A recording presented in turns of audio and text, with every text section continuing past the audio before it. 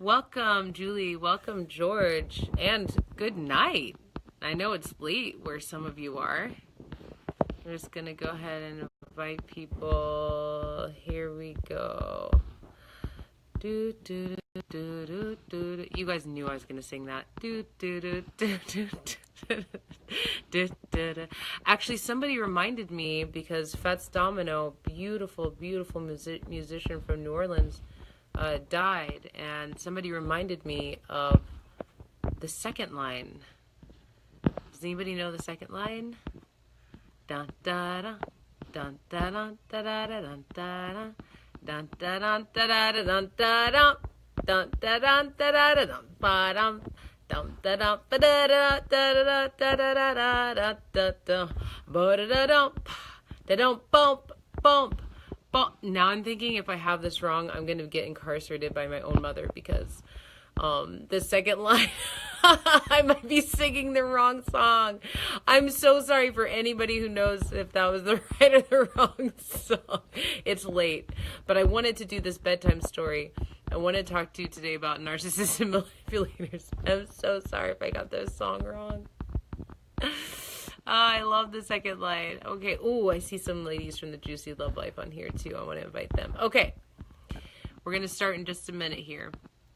If you're on with me, go ahead and tell me, how's it going? What are you doing? Where are you calling in from? Or where are you looking in from? Okay. Here we go. Hello. Welcome to your bedtime story with Alexandra Loves. We're talking today about narcissists and manipulators. What kind of bedtime story is this? Okay, one of the reasons I wanted to talk about this is because if you haven't noticed, I've been making a lot of videos on my page about how you get your magic stolen and the patterns that keep you away from manifesting your love life and all that kind of stuff. And some of the feedback that I got recently was people want to know a little more about me. Calling in from Atlantis. All right. Thank you. Hey, Lily. Hey, Carmilla. Hi. Let me know if you're there by just giving me a little hi or a little thumbs up or hearts. So I just want to share a little bit about me and my journey through being with one of the most scary people and one of the biggest teachers that I've had in my life. I was with someone who, was an amazing person.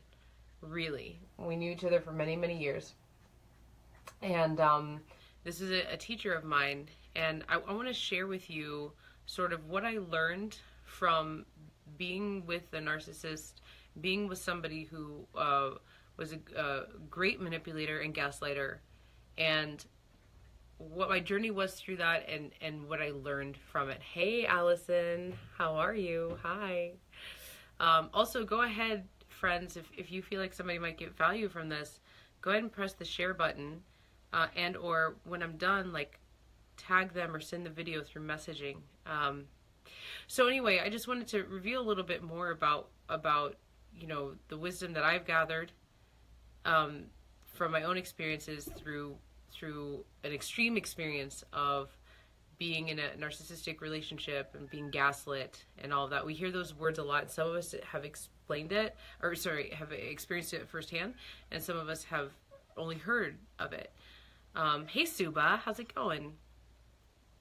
So I was in a very close relationship with someone for many years, and something, I don't know exactly what happened, if they got sick or whatever it was, but I was in a place at that time in my life where I was basically looking for love in the wrong places.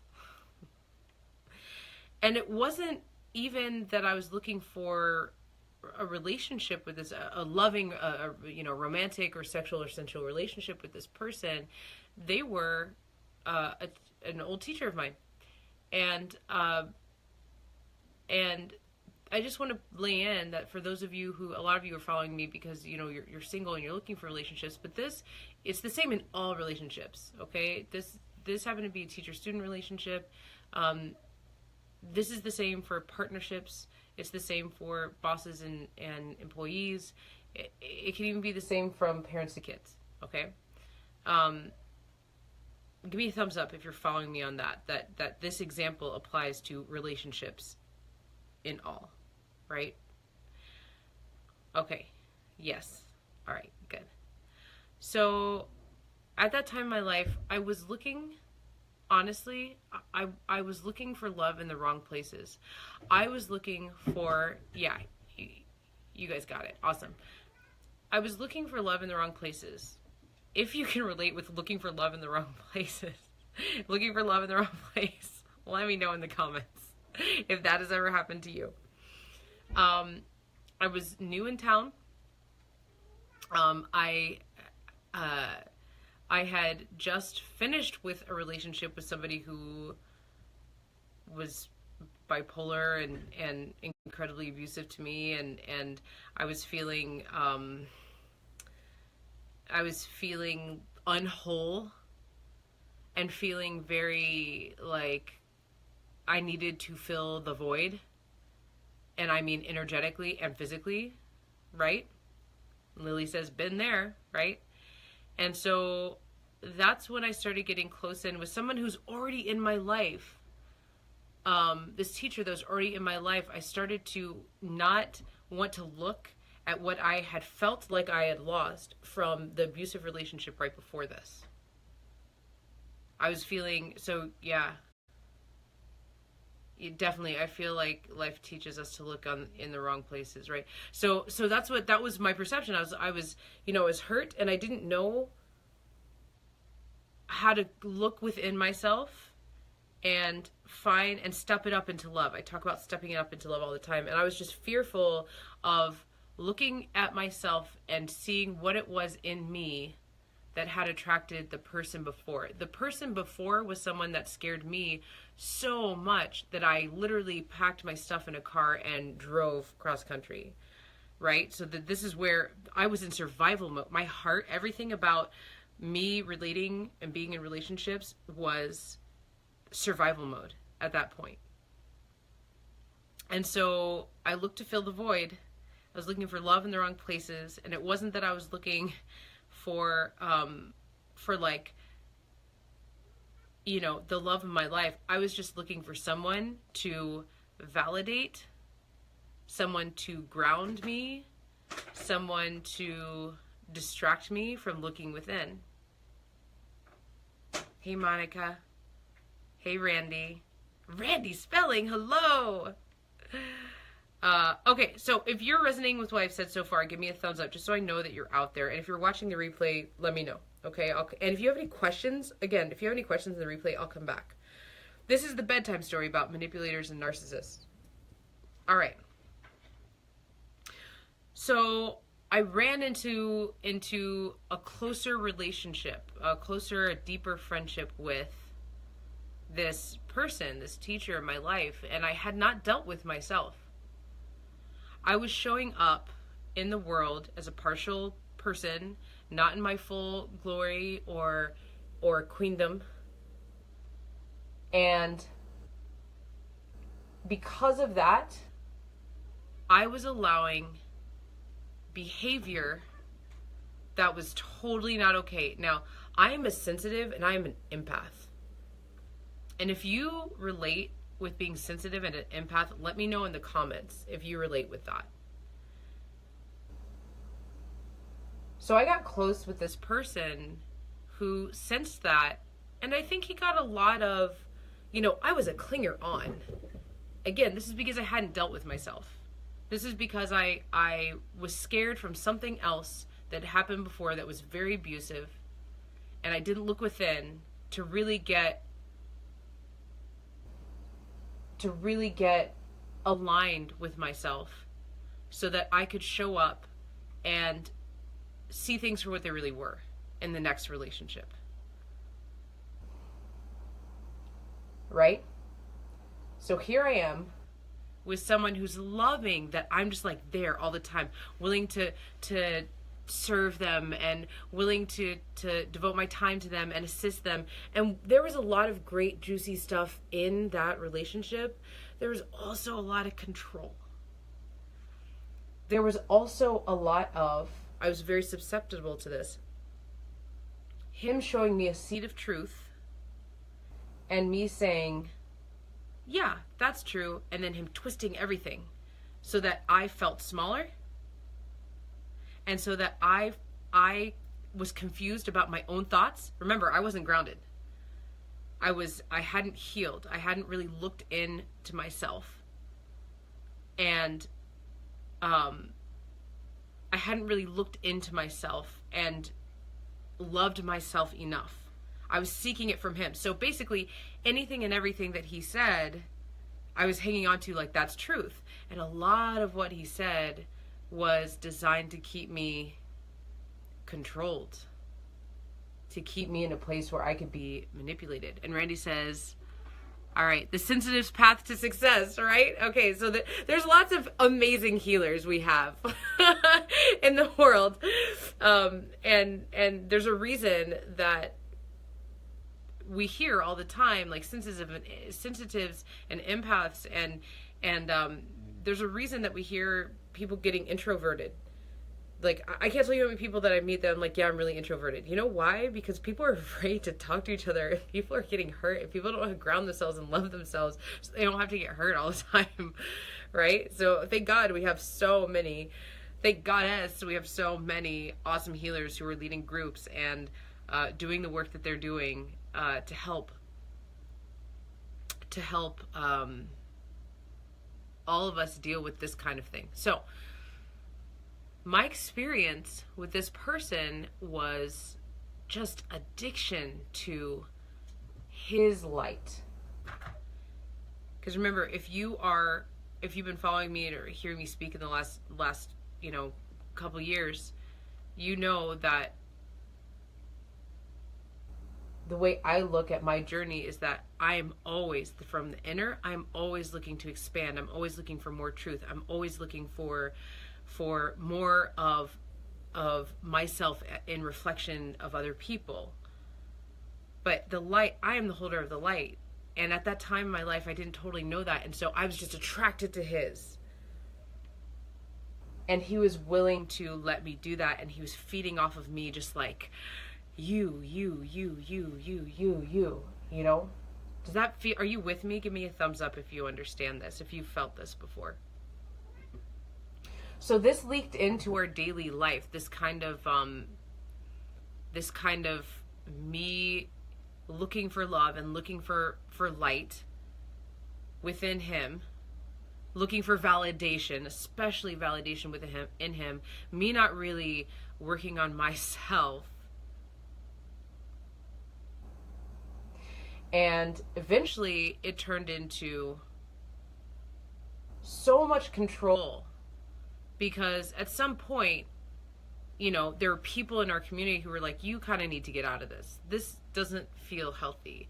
Are you okay? At some point I started to sort of distance myself, and there was always some hook. He always had some hook to keep me coming back. It was like I was in a 2-person cult. That's kind of what it was like, right? Have you ever felt that before? Give me a thumbs up. Or like the little teary guy, because this is not a very happy subject to be talking about, but I want to keep going because I want to really paint the picture for you of where I was at this time in my life. So, thanks, Allison. Val says, abso-fucking-lutely, right? Okay. So it got to the point where, like, I would go to make decisions, and in my mind, I was under so much control. In my mind, I would think about, I'm talking about decisions like, should I buy this kombucha or this kombucha? I was hearing his voice in my head and worried about what he would think or say about which one I bought with my own money that I make, that I'm going to put into my own body. That's how much criticism and control and manipulation that I, full responsibility here, I had allowed in this relationship in my life. And I got to a point eventually where I knew consciously, I was thinking, like, this is, who am I now? Like, how did this happen? And how do I get out of it? And I'll tell you, it took like almost, 9 months to really get out of this relationship. And I'll tell you how it started, how I got out of it. I'm giving you very small bullet points. The kind of control and gaslighting manipulation just went on and on and on. And, there are many nights where I would be on the phone with him for 3 hours with him trying to just convince me of how I was wrong and convince me of how I was small. And when I'd make decisions, how, I needed to really think about, who I really am, and his positioning of me in the world was just inferior, right? So I got to a point where I knew I had to back off, all right? And this is something I want you to understand about yourself in relation to narcissists, okay, and manipulators. The only thing that is ever going to work when we're talking, if you're sensitive and empath, and you're talking about, well, probably for anybody really, and we're talking about moving away from a narcissist and creating a life where you don't get involved with them again, the only thing is to go within and love yourself more. To love yourself so much that you don't give a fuck what anybody thinks about you. That's where we have to be as empaths and sensitives. And that is not the easiest thing to do. It is when you practice it, but in the beginning, it's not. So I'll tell you what I did. And let me know that you're with me on this journey, because this is what I did, okay? Because we were also practicing I'm not going to give away like what we were practicing, the skill that we're practicing together. I just, there's people who are in that community. I'm in a lot of communities. We were practicing a skill together.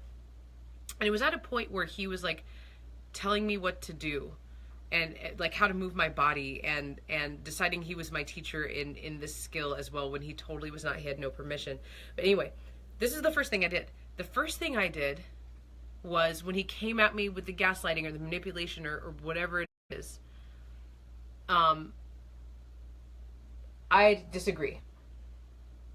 I would just say, no, I disagree. Because I knew he was intellectually so much faster than me. And I was still in that place where I wasn't fully in my power yet. I still had a lot of healing to do, but I had to get out, right? So I would just disagree. And that confused him. He was not used to me disagreeing. And whenever I did disagree, he'd be another attack, and it'd be fast, and it'd be this intellectual attack that I couldn't keep up with, right? Okay, so I would just disagree, and then he'd keep going, attack, and then I'd say, no, I hear what you're saying, and I just disagree, and that's where I'd leave it. But that just kept inviting more attacks. You can't win. You can't get out of it. You can't change someone who's well practiced in gaslighting. That's not your work. Your work is not to hold space for them when you have your own healing to do. Okay? I'm not saying that those people do not deserve love, because they are that way because they have been hurt. This is not to put narcissists and manipulators into a box and say they're evil or demons. This is just my journey, because some people are asking, and because I want to show you that you can step up into love, and that love goes deep, and love is not always rainbows and butterflies. The rewards are, but not the actual motion of finding the deeper love within. Okay, does that make sense? Let me know if what I just said makes sense. This is what bedtime stories are like. You're gonna get a little more tangents with me. Let me know if you got that by thumbs up or a heart, okay? And again, if you're watching this, share this with your friends. Right, Lily, hurt people. And Kira says, amen. All right, good. Okay. So disagreeing didn't work. It made it worse. Okay? So my next tactic was to hear him out fully. Listen to everything he had to say. And then ask, now that I've heard this, this, and this, repeat it back. Now that I've heard all of this, are you willing to hear what I have to say and my experience? And the answer was always no, without actually saying no. This is one of the talents of the narcissist and the manipulator. It was always no. He was not interested. And let me tell you, that was a turning point.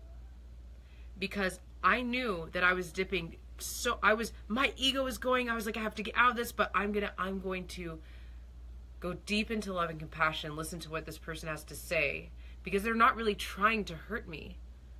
That's a misunderstanding, I think, of these people. They're not trying to hurt me. This is just all they know. It's just all they know. So I was trying to go, I went deep into my own love and compassion to let them be heard, even though it was to control, and even though it was controlling and it hurt me and it made me small, and it was designed to make me small. I was going deep into my own love to listen deeply to what they were saying and acknowledge them for their truth. Even if it's about me, it's their truth. And learning how to, in those moments, know for myself, this doesn't have anything to do with me. This is not my perception, nor what I live by. That's stepping into love for yourself.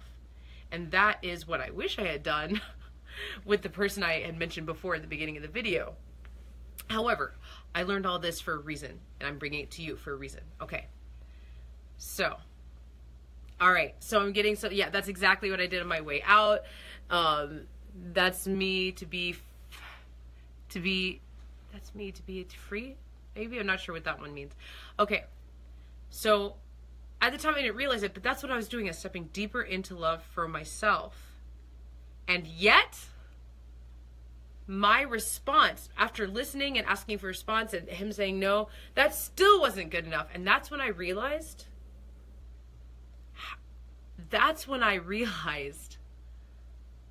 wow, like I really have to walk away from this.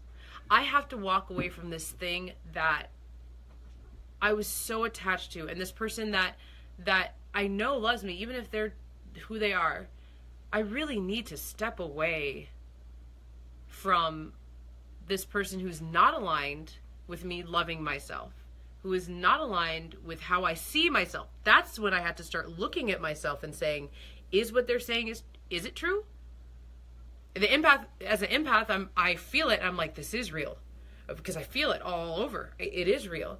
But I really had to be like, no, I don't give a fuck about what you think, and thank you for your opinion, and I'm not holding space for this anymore. Yes, I'm getting hearts on that one. So, okay, so we're getting this. The exit that I took from that relationship, remember, I was in a place of like, not even able to think about which kombucha products I was going to buy. Letting this person control the way I moved in a skill that I have 30 years of mastery in.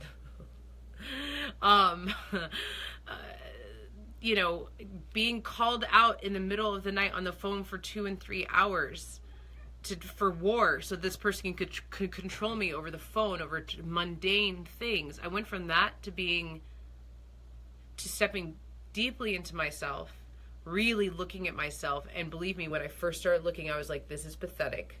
That's where it started. And ran to myself up into, you know what, I don't have to do this. And you know what? What's the worst that could happen if this person wasn't in my life? What's the worst that could happen if this person was not in my life? And that was one of the best questions I asked myself. It was one of the best questions. Because when it came down to it, the worst that could happen was that I could love myself even more.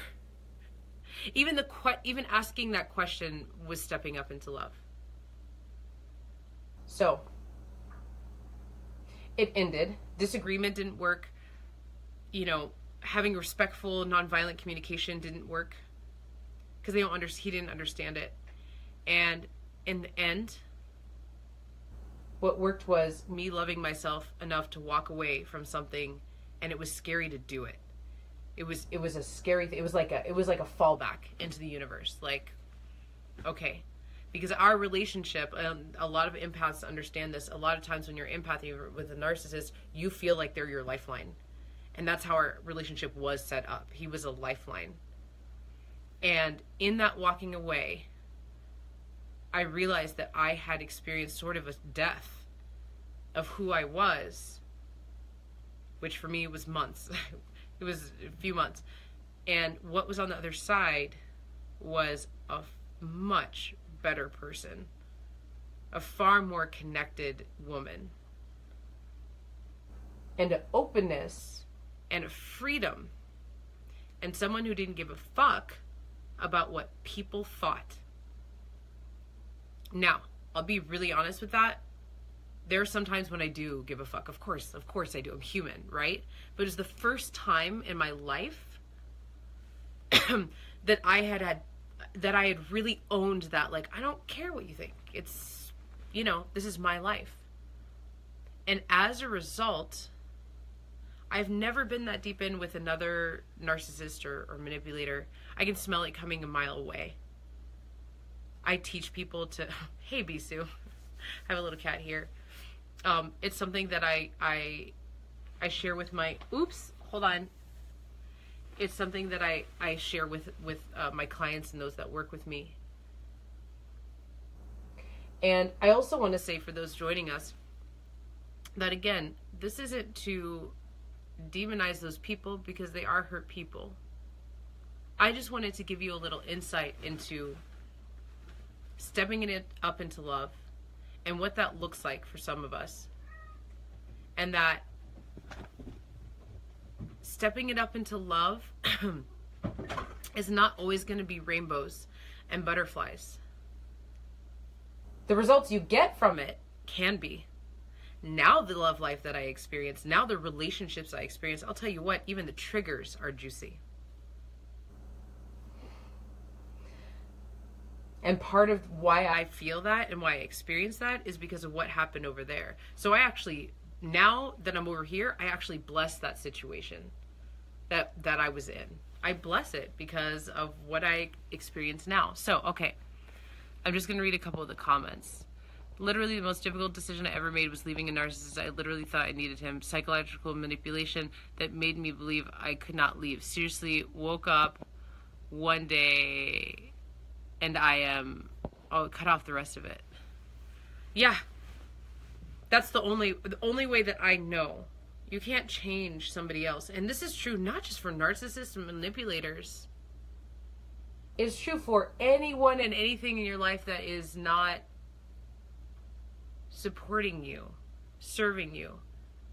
If it's not adding to your life, it is taking away from your life, or it's making you bored. So I just wanted to give you a little more insight of why I do what I do. We're in a time right now, we're in a great purge right now, if you haven't noticed. There's a lot of things changing. There's a lot of things that are seemingly scary and are quite scary. But don't forget that after there's pain, there's a high potential for healing. It's already happening. And that there's a lot of love. There's a lot of people stepping up into love right now in this universe. I think that's it. Thank you for being here. I'm so glad that you were here with me.